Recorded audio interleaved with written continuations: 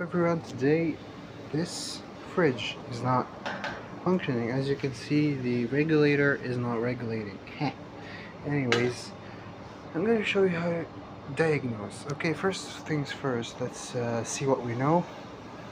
Technically, we know that if it doesn't light up, it means power is not going to it, or it's broken and one of its capacitors just blown up, those small little black things. Anyways, let's start testing. First things first, we open up this thing. In some cases you just open these two screws, but in this model, okay, you can open the whole door and reveal what's inside, because some models, even if you open the door, the backside doesn't show unless you take these two screws out and take the regulator out. Okay, keep that in mind. Anyways, we take the screw off. Come on, cabron.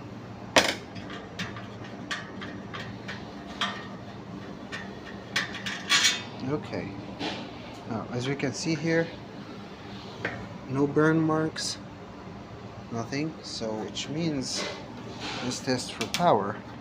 Okay, where does it get power from? I guess that's where it gets power. Let's check it up. As you can see, it's okay, it's kind of nude from here, but that is not a problem. Let's test the socket first. Before we do anything, let's test the socket. Okay, bismillah. Yeah.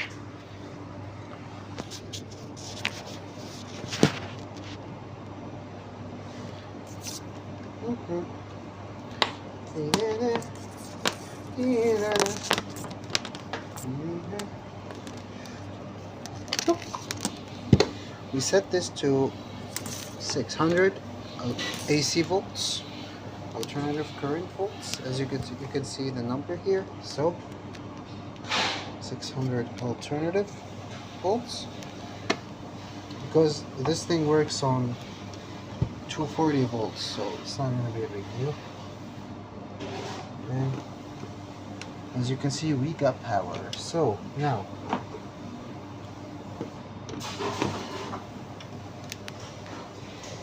let's test the machine from the inside now. Since we have got power, let's see from here. Okay, it's going up there. Double checking. Now we open this one. Check if there's any burn signs or anything. Nothing is burning. Nothing is broken. Of course, I set this fridge up, by the way. I did the cabling here and set it up there, but I do not remember doing that with the cable. Back to that later. I also set up this regulator here. Of course, be careful not touching any unisolated wires while you do all this. Anyhow, so let's check the voltmeter here. Now we want to go to 3 and 4 here. Should be 2 and 4, but okay, no biggie. It's 3 and 4 if you say so. We go to 3 and 4 here to test. 3 and 4 are the supply cables. As you can see, 3 and 4, we got voltage. So now we know that the cursed item here is the regulator itself. Unfortunately, we do not have the same model, but we have a similar one. This thing functions on the negative chambers and the negative freezers in particular.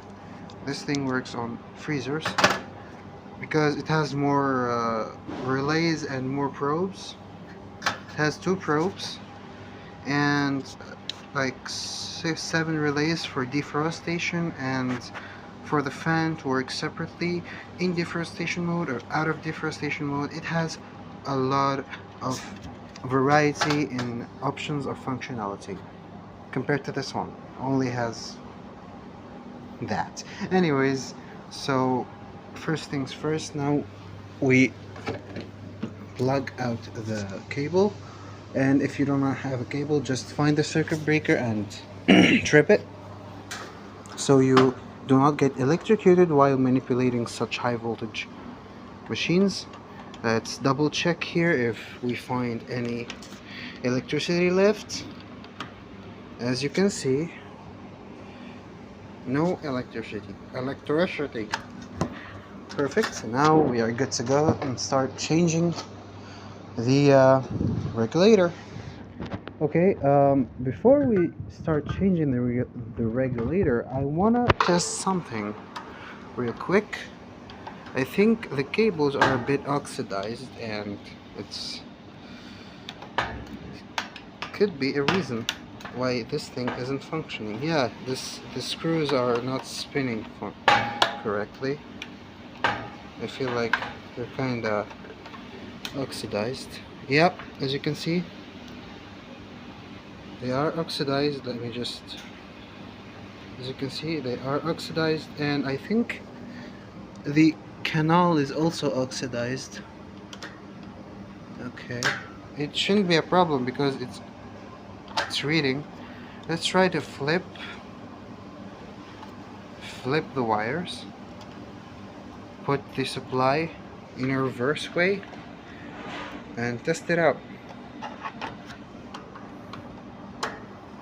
I'm sorry for the way my camera is handling. I'm just using a phone and one hand to repair this thing, so I'm kinda shaky on the camera and the angles are weird, but hey, still gets the job done. Okay, let's do a test. Small itty bitty test.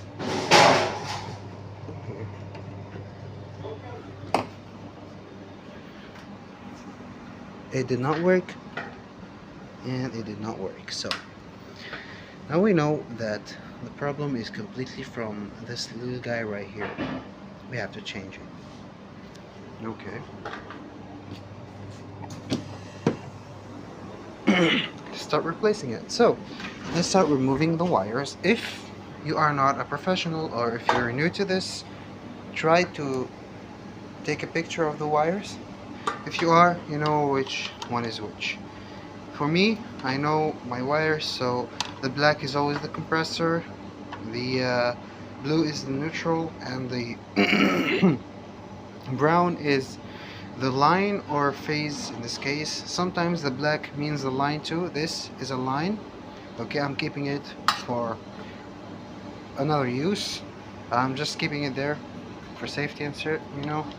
Maybe this one is faulty or something, so I'm using another line. Originally this was a Dixel regulator, and I don't like Dixels. I like LA wells because they're simpler to use and has more variety of options in settings. So I use LA well, and they use only one cable for supply, not two. Dixel uses two cables for the supply, so now you know. Of course, the neutral is always on the far right if you're looking at the regulator from here, and the far left if you're looking at the regulator from here. It's always a number 4. Always a number 4. Yeah, the neutral is always in number 4. I just switched it because I wanted to test something, to see a sign of life or something, you know, testing. Okay, so we got the cables. We should clean them up. I don't have a cleaner, but I have WD-40, so I guess that would help. I just need something to dry them with after using the WD-40. These are the probe cables. It doesn't matter the order of the cables, it just matters to put them in 9 and 10. That's what matters. Of course, we need another probe cable. Now I guess I have one because we're using this one. We're not gonna actually use it as a functionality. Remember, these two stay in 9 and 10, but see, in 9 and 10, PB1, 9 and 10. This is what we're gonna use. These are these two cables. But we're gonna use in 8 and 10. We're not gonna use it because this fridge does not function with probe number 2. We're gonna annul it, and the settings that use it are the defrost. This thing doesn't need defrost. Of course, it helps if you make the defrost by fan, so it relaxes the compressor more and actually makes defrost. But this thing doesn't have frost inside it, so we don't need that. We're just gonna put it so this thing functions, because if we don't put it in, the LUL 974 does not function without a probe number 2, PB2. So after we decabled, we just press this and pull like this. You press this little thing with your screwdriver and pull. Same thing goes here. This is a bit tricky because it's in a tight space. Press and pull. Sometimes it gets stuck. Just try to lubricate it or slowly take it off. Now, this is the defective regulator. It doesn't look defective from the outside, but sure is defective from the inside. Let's take a look from the bottom to make sure. This is an added layer of security. So nothing seems to be broken. So with the naked eye we cannot see anything, but we can see this burnt marks, which means this relay shorted and the capacitor inside broke. Trash. Okay, now let's focus a bit. We use the same ones. It's okay to use the same ones. I'm not using a new one. This is not out of the box. It might not work. I'm just trying it. Okay, so we need a probe. There you go. We found a probe. This is a probe.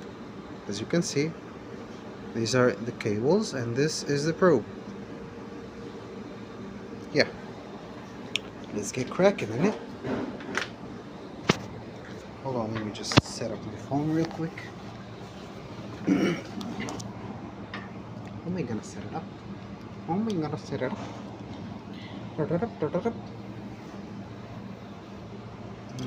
Okay, I'll do this with one hand, it's fine.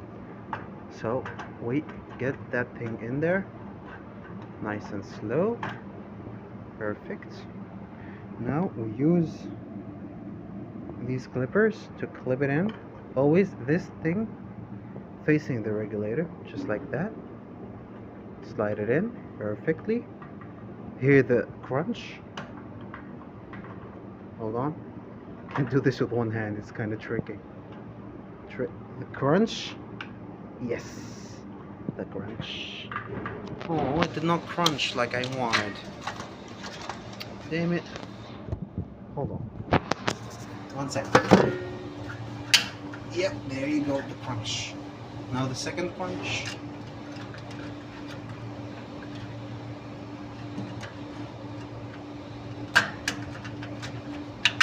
There you go, second punch. Now, the regulator is stable. You cannot push it out. You cannot get it out. Perfect. Now, we start with the probes because it's the most tricky part. This is the probe we got. We're just gonna do this. We're not gonna take it off or anything. We're just gonna keep it hanging because we don't actually need it. And it's not non-secure, it's fine. Everything is fine. Just loosen this wire a bit so it has free movement. It's not stuck, and just separate them like this. Because we're gonna put one here and one in 10, so it's gonna be tricky, but we get it. So let's go. Let's fuse the probe. I need 2 hands for this. I hope I could just record it. I think I can. Okay, PB2. This is the PB1. 9 and 10. Okay, PB1, 9 and 10. PB2, 8 and 10. 10 is the common.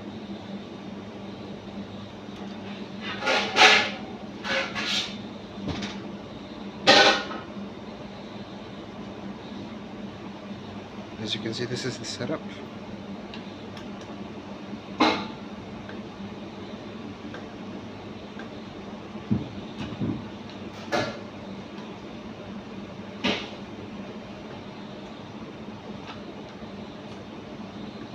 Make sure they are in deep, okay, to avoid any problems and any miscommunications.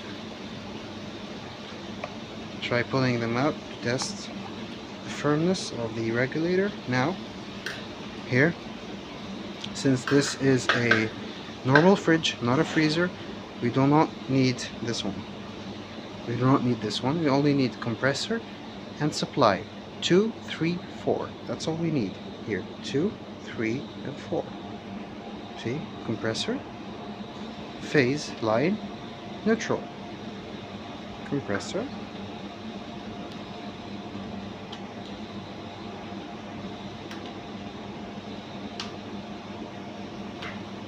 phase,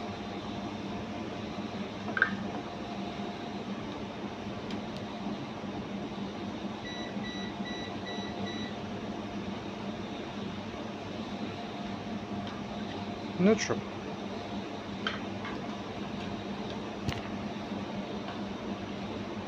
And now we should give it a go to test it.